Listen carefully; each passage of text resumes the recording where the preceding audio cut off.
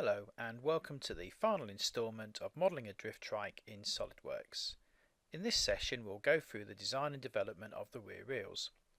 Just a quick reminder, the models are all available for you on GrabCAD, available in SolidWorks, Step, PowerSolid and ACES format. So this is part 4, the rear wheels. Please look at our previous seminars in regards to the rest of the actual frame and fork and seat design. To create these wheels we'll have to use several different modelling techniques. We're going to use a bit of reference surface modelling, as well as using multi-body and the move body feature, and we shall also be using the combine tool. As usual, I've been searching the internet and I managed to find the wheels that I wanted, but all I could find was the 2D drawings for them. Now on the surface these look quite complicated, but if you can break down the model and work out how to attack them, then it's actually a fairly easy design to copy. So what we're going to do is we'll go straight into SolidWorks and have a look. So as usual I've started with a little bit of geometry, purely just the diameter of the actual replaceable rim, and then we're just going to extrude this out at 165mm using a mid-plane option.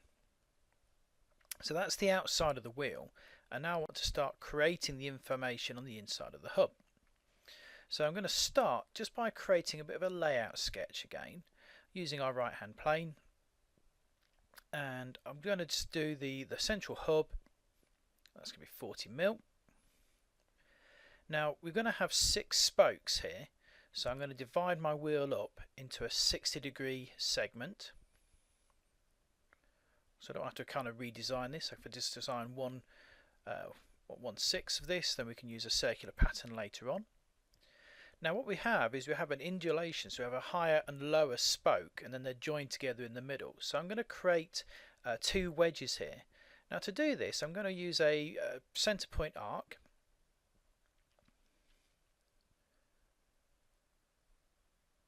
just on my little quadrant that I'm working on. Then I'm going to break that arc up using the segment tool into 4 equal pieces.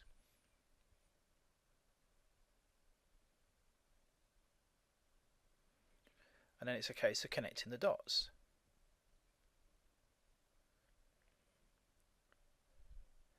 This effectively is going to give me the top spoke and the lower spoke and the flange that goes between the two. So I want to create individual faces using that layout sketch. So I'm going to pick on that right hand plane again, and I'm going to convert entities on my layout sketch that I've created. Trim off the bits that we don't need, and then we're going to go to our surface tool and a planar surface. So that just gives me like a blade of surface where I want the lower spoke to be. Now I need to create the upper spoke, so I'm creating an offset plane at the height of my next spoke, and this is repeat the process. So I'm going to open a sketch on that new plane, convert entities on my layout sketch, trim off the bits we don't want to use, and then create a planar surface. Let's hide a few bits now, just so you can actually see what it is we've created. So let's pick the 2 blades and isolate those, and I don't need this sketch here. So I need to fill the gaps between my spokes with our flange plate. So I'm going to do a loft just by picking these 2 edges. Again, this is a surface loft.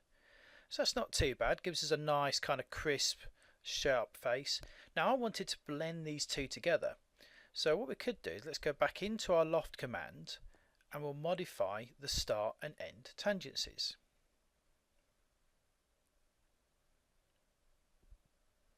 If I make these tangent to face on both the start and end tangency, then it kind of blends the 2 surfaces together. That doesn't look too bad, but I wanted it to be a bit crisper than this. So I wanted like an obvious change. So what we're going to need to use instead would be a fillet. So let's take those options off. So back into the loft feature, and I'm just going to change those back to how they were before. And then we'll just use a fillet. Now if you try and put a fillet on here, it's not letting us. And that's because this is 3 separate surface bodies. So I'm going to knit these together. That turns it into 1 surface body, and now we can use the fillet tool. And I want to use the variable fillet here, because I want it to kind of come from a 5mm fillet on the inside edge, flowing out to a 15mm fillet on the outer edge. Need to repeat this at the bottom, so 5 to 15, and then we can give this a tick. So now I've got a more obvious change in direction. It's not quite as fluid as the other example. So we're going to turn this into a solid body just by thickening this shape up to 5mm. So that gives me 1/4 or 1/6 I should say of our spoke design. So I pick the internal face, we can then mirror that body to the other side. Now effectively this will give me one section of our spokes, or certainly one loop, an up, a down, and back to an up again. So I want to create this going all the way around my design. So let's just bring the hub back in, so exit the isolate. I can use that then for a circular pattern, and I'm just going to pattern the body that we've been working on. Do that 3 times around 360 degrees, and you can start to see the layout, or certainly start to see how this spoke is coming together.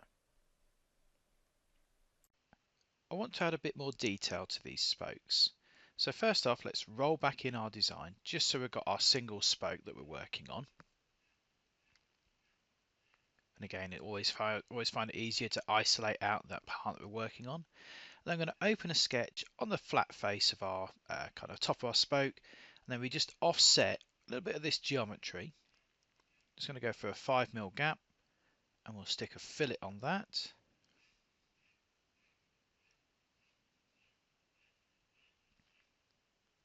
I think about 7mm should do it. And then we'll do an extruded cut through all. Now I've not had to close the opening up here. SolidWorks will automatically join that up and create a cut through. And that kind of gives us this real spoked pattern. Okay, so we can roll back in our design again, so we can see how that affects us all. So that's starting to really look like the wheel that I'm after. However, we can see here that our spoke goes through our rim.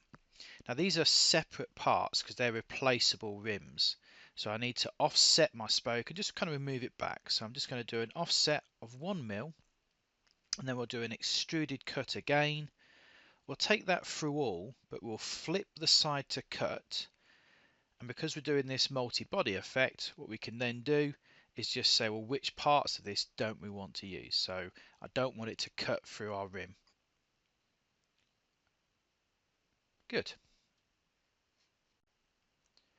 If we have a look here, we now have 4 multi-bodies. So we've got the outer rim and the 3 pieces of the spoke. Now I want to join those all together. Now I could actually use a combine, but actually I need to create the hub anyway. And by doing that, it will actually join it all together. So let's just draw a couple of circles, put in my sizes, and then we're just going to extrude this. Now I want it to go back into my model, kind of right the way through the other side, and then I want a little bit of material at the front here, probably a little bit less than that. So let's just change that to 5mm. You can see that just sticks out the back. And we're going to use the merge result by giving this a tick. If we now look at our solid bodies folder, we've got the outer rim and we've got our spokes. Let's change the colours in here. So I'm just going to drag in an appearance using the option to attach it to the bodies, and that'll make life easier for us to see between our 2 components.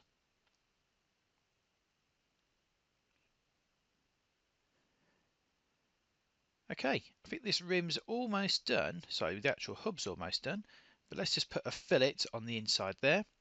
Don't need to use a variable fillet. I want to use a standard fillet again, probably 5mm. And that will just tidy off how the spokes meet that hub. I suppose I should be putting things like the bearing locations in as well, but this is more about modelling the complicated geometry rather than just a couple of circular cuts. Continuing with this design, I need to make the posts that are going to mount the rim to the spokes. So I'm just sketching on the top of the spoke, and I need to create a little kind of pocket. And that pocket is going to attach the rim, so it's going to make it nice and strong against the rim, and then we need a hole that's going to go through that to screw it into the spokes. So I'm just using a couple of normal sketch tools here, using the dynamic mirror entities, trimming off some of the other different pieces. And of course all we really need now is just a couple of dimensions on here just to tidy up the actual size. Let's get the angle right. We've got 6 spokes, so I want 30 degrees. Bit of a radius on the top here, and then just a dimension for the overall height of this design.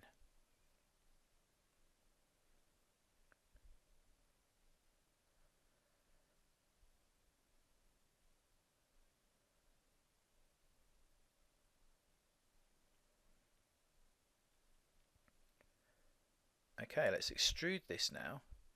I want it to be a little bit offset from the edge of the rim, and of course the important thing here is I don't want to merge the result, so I'm keeping it as its own separate lump, which we can of course isolate. So I'm going to hollow this out, so I'm just going to use a shell, removing the 2 faces, the top face and the back face. This gives me a nice kind of plastic pocket. I want to give a little bit of styling to this, so I'm going to chop this down. I'm going to do a revolved cut that's just going to give us a nice kind of tapered effect across the surface.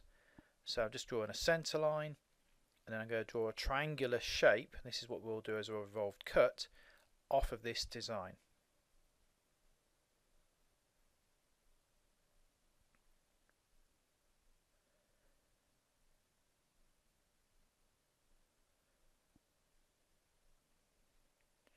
Okay, if we do a revolve cut now, we can see the material that we're going to remove.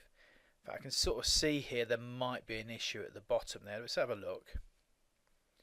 Yeah, just as I thought. Because the revolve shape was on the centre line and these parts are going around the outside, we've just got these little flat faces. So what I'm going to do, just modify my sketch, extend this out beyond the back edge. Let's just put a little dimension on here. And then if we edit that sketch or close that sketch down, that gives us some nice clean geometry. Okay, I want to round these top pieces off, so I'm going to use a full round fillet, selecting the 3 faces to control the size of the fillet. That gives it a very nice clean look to our design. And then we can use a hole wizard now, and I want to put a countersunk hole here for an M6 screw. It's going to be through all, so I don't need to worry about where that through all goes because we've got the part isolated, so it's only going to affect our part. Okay, if we come back out the isolate now, we've got 1 post, so I need to create a circular pattern to get the 6 locations for each of these designs, for each of these spokes. Picking the outside shape, just picking that body of the mounting hole. Obviously we want 6. Now you're probably wondering how we're going to get those ones to the lower spoke. Well, we don't need to kind of recreate the whole process. Because they're individual bodies, we can move them. So a quick measure to see that we need to move 3 of these spokes back 45 mil, and then I'm going to search in my commands for the move body. Here I can pick the 3 spokes that need to be at a different level. I tend to then use the arrow to just kind of get it started, so I know which one of these directions it should be, and then I can tidy that up to that measured dimension of 45 mil. Okay, this is starting to look really good now. We need to join this back to make 2 separate bodies, so I'm just going to pick all of those posts and the rim and combine them to make one solid shape. And typical, it's chosen the colour of the actual post rather than the rim. So let's just re-add that back in so we can see that it is 2 separate solid bodies. And then all I want to do is put some fillets on there, just to kind of blend it in with the design. Just a regular fillet, a couple of mil will be good. Pick this edge, we can see that actually it's not gone all the way around my post. Now I could pick all those edges, but because I need to do it on all 6, it means I'm going to have to pick lots of edges. So let's roll back in our design.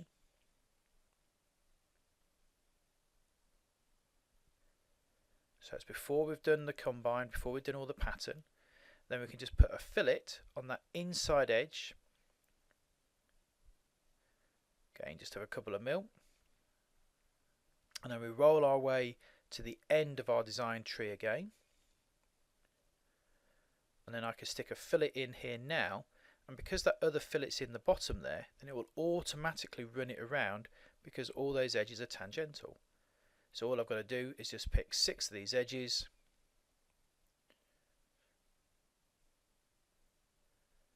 Maybe just change that fillet size, a bit big at the moment, to 2 mil. And we've got our wheel complete.